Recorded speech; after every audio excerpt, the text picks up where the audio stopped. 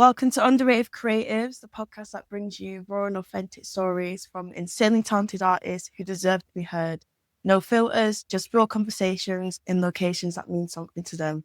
Today we've got Kanye on the show. He's a DJ and producer based in Manchester. We're going to be delving into his music journey, who he is, and what he's been getting up to. So if you're curious about the minds behind the creativity, in the right place, let's get into it. So, Kanye, thank you for coming Thank you for having me. Yeah. Thank you for having me. Before we get into it, I just want to let you know we have a couple icebreaker questions All from right. the public. So let's get to it. So someone asked, what's the best concert you've been to? Has to be OCs. They're like a LA punk rock band. Oh, Went to go see them in Leeds. Ended up stage diving off the stage. And then it broke me bloody ankle on like stage diving. Yeah, did it 2 times. But yeah, that was lit in Leeds. Yeah, that was cool.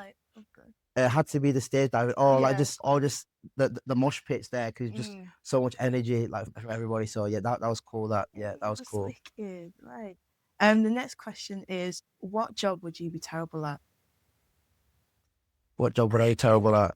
I don't know. Probably pot wash, because I was a pot wash before. But I was horrible at it. I just ended up burning my hands and stuff, and like I was horrible at this catering in general. So yeah, had to get up out of there. Damn, feel that. Yeah. This one's my favorite question. What's your favorite effect to use on the decks? Has to be, my mate Isaac always gets me for this, but Yeah. If you use the flange effect with the crush effect, I use them both. Just to mess about with, but yeah, a flange and a crush both together as like a weird like crushing noise. Yeah, I always do that. Cool. Yeah. Right. If you could choose an artist dead or alive to collaborate with, Yeah. who would it be? Gotta be Vibes Cartel, man. Real. It's gotta be Vibes. So we saw him at was it Wait, was it the Mobo? Yeah, the Morbos, the Oh, Morbos. It was crazy, like, because we didn't know he was coming. Yeah. The first UK performance, like, since coming out of jail, and seeing him with Spice as well. Yeah, that's crazy. So yeah, getting him on like a garage record or like a house record, that summer song, that wicked. that is summer song. Yes. But yeah. Right. So this one's a bit deep, but someone asked, what's your end goal? What's your end game goal as an up and coming DJ and producer, and why? End goal? Yeah. Probably just to create a brand in general, just as myself, and bringing like my people, my family into this as well, because this is bigger than me. This is bigger than me in general. Yeah. Like I'm just me. Like this is a whole different idea what I've got and want to do and execute within my career. So yeah, just like building a brand, and just in general, whether it was like fashion or just like record label or anything really, just bringing my people up with me. So yeah, for sure. Yeah, for sure. Yeah, right, now that we've warmed up, I want to get to know about your music journey, your early days. So I want to know, what did you like listening to when you were younger? My mum used to play a lot of dancehall in the house, from a Jamaican household, so big up. But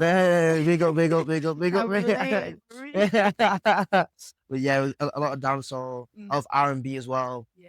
And my mum used to go clubbing to like garage, old garage stuff, so like So Sorry Crew and like Bassline a lot. So yeah, but I didn't really listen to a lot of rap. If there was rap, it was usually like Biggie or Tupac, and that was it really. But yeah, so a lot of like Jodeci or like all these other like R&B artists, Rihanna and Beyonce and stuff like that. And then I didn't really get into rapping until like high school. Yeah. That's when my mates started to get into like more grime and like trap music. And yeah, for sure. Cool. So I'm guessing like your friends and your family had like a big influence on. They're probably just the place where I'm from as well, because Bradford just has a lot of Yeah. Bradford has a lot of like bassline, like roots, and like just like donk and house, and it's just club. It's just like got that club music vibe, and it's just it's got that vibe. So that's what we were listening to as well. Yeah. So yeah. Cool. Right. When did you first get into music production and DJing? I said like technically like year 9, because my mum's ex-boyfriend bought some like shitty virtual DJ decks, I had a laptop to go with it as well. And he used to work with someone who was a commercial club DJ, so I had all the USB like tracks from him, and I just plugged it into a virtual DJ and didn't even know what I was doing, but yeah, I was just messing about, and I stopped for a while and then got back into it. Back in the first year of uni. So, but yeah, like, technically since like year 9 on virtual DJ. Yeah, so yeah. Was that the same for like music production as well when using year 9, or did you? Yeah. And then shortly after, like I stopped DJing and went on to FL Studio. Well, I was an LMMS first, Linux Multimedia Studio. That's like a bogged down version of FL Studio. And then I was like, if I want to take this seriously, I need to like use what the professionals are using. So I was on FL Studio and watching tutorials of like Metro Boomin and how he produced and stuff like that. And yeah, for sure. Oh, damn. Right. Before you fully committed to music, was there anything else you wanted to do? Be a games designer or like PT. Interesting. Yeah, because I did games design in college. I did games design, music production, and sports science and psychology. Was this for A levels, I'm guessing? Yeah. So it was good because I didn't think there was no money in like music, like, and then I was just like, fuck it, like it's like my life, like I don't want to be stuck doing something that I don't want to do my whole life. So like if you love it, like you'll make it work. So and yeah, it's definitely attainable. So yeah, that's cool. Yeah, right. Was there a specific moment where you just knew music was a path for you? Probably in primary school I started to play the drums. Yeah, probably like in primary school when I learned how to play the drums, and I was in like year 3.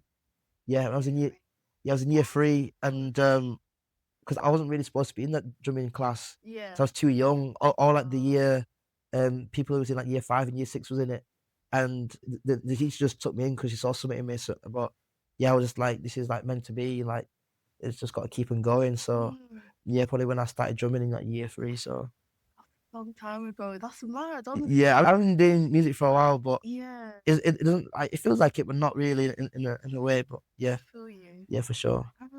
Has your family been supportive of your journey in music? Yeah, my grandma is always watching the streams or I'm on like.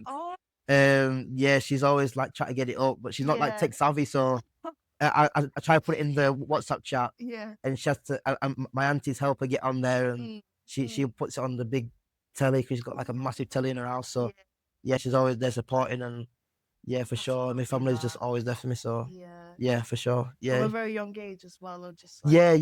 like even like my grandma used to pick me up from choir lessons when I was in primary school, and my auntie used to drive me back from drum lessons as well. Yeah, my mum's always been there for me as well, even just to be somewhat to just lean on. So yeah, my family's always been there for me. That's amazing. That I feel like when you have support from your family, like it does push you so much.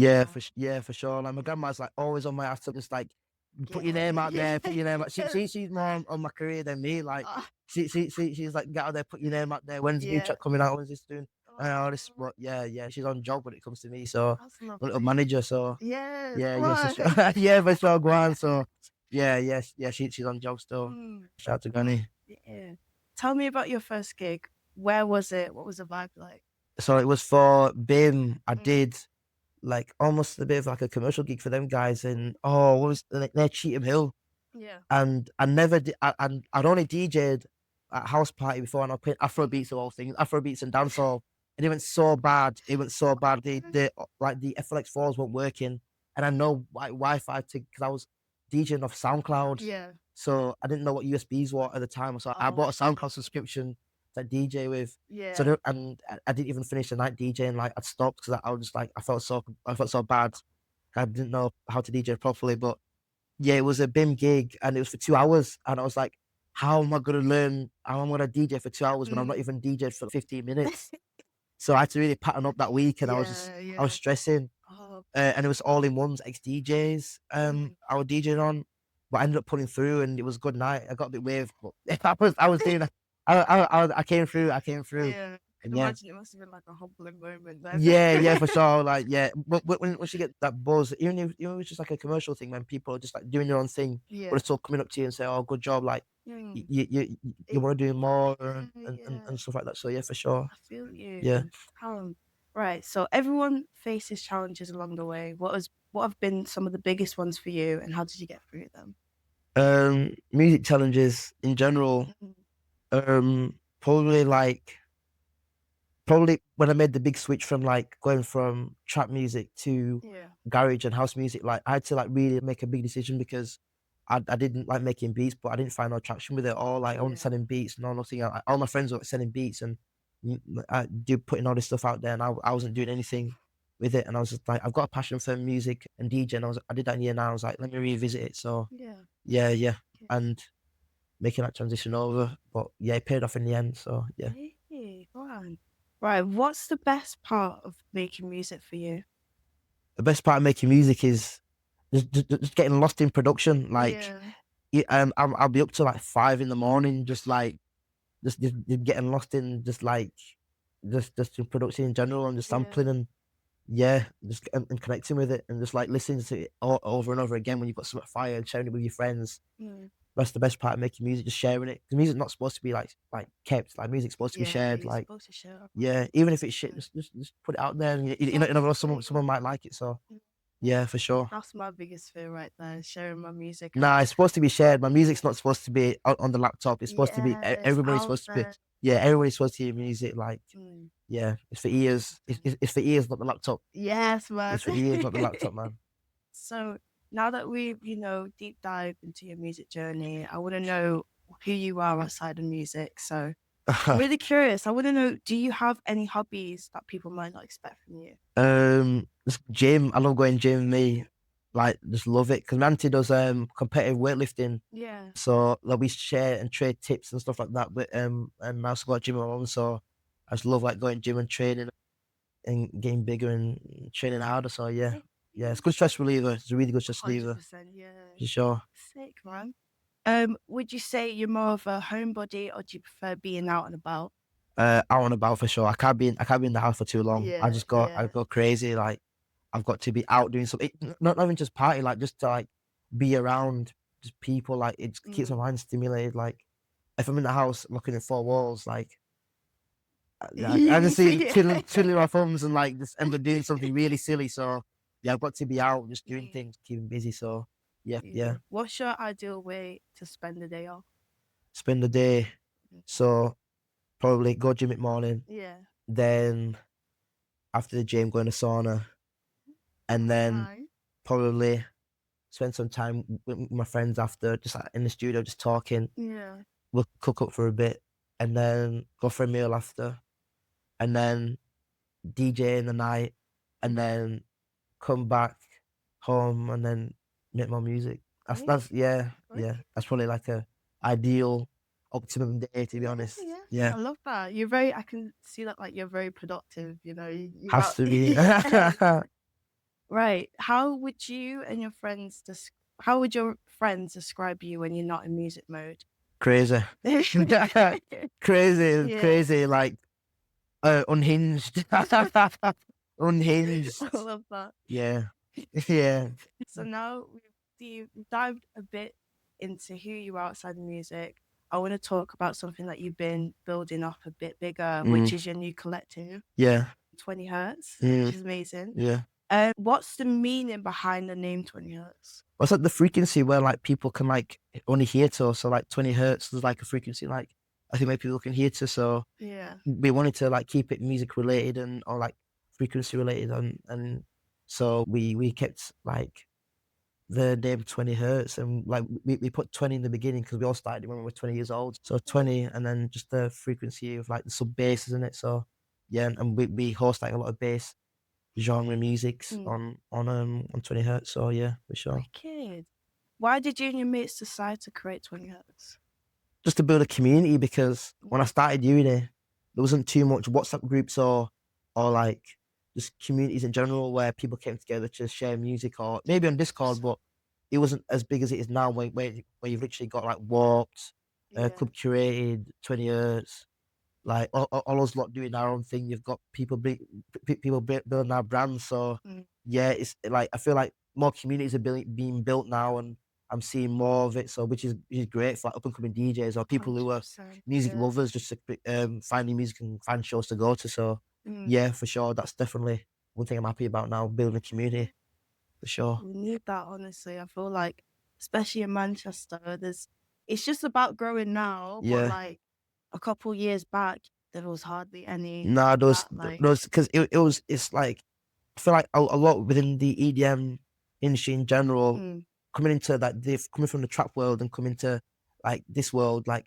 there's a lot of heavy gatekeeping, but in a good way. yeah, Like it's a good thing in a good way, because you don't want people who don't care about the industry and don't care about the genre to just be in and just mess about and not take it seriously. yeah. But if you've got like a really talented person in and they really care about it, you want to platform them and it's just a bit hard for them, then yeah, but yeah, we're just building that community, and people who care about it join us. If you don't, then see you later. Yeah, get out the door, mate. Yeah, we don't want you around, so yeah, but Yeah, yeah, that's how it goes. So that's cool. Were there any challenges you guys faced?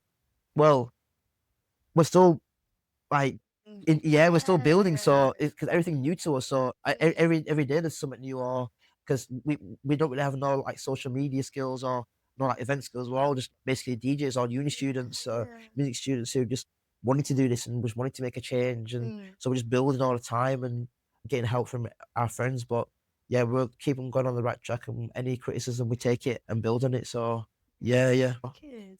Right, now this question, I feel like, because of what you just said, kind of, because I know you guys are still building up, but I still want to ask, do you have any futures for 20 hertz? Yeah, any like in the future, wanting to like put on like just monthly events just to showcase the people who have been on the stream as well. So just to host them and just show us what we've got. But Yeah. 20 Hertz for us is more of a community than anything else. It's a stream, but what the WhatsApp community is to bring everybody together and for people to showcase their skills and for people to connect and link up. And there's been connections already being made through the 20 Hertz group in general. So we're seeing it in real time. So yeah, which we're all happy about. So yeah, keep going.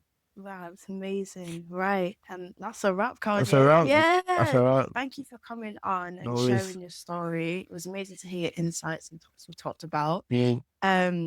I want to know, where can the people find your music and keep up with what you're doing? You can find me at Kabocana, so Kabocana.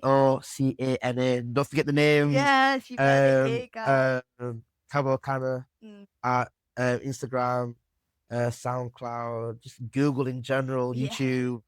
People gonna start doxing me now. So that outing me. Well, yeah, Kabocana 20 hertz, so 20 HRTZ.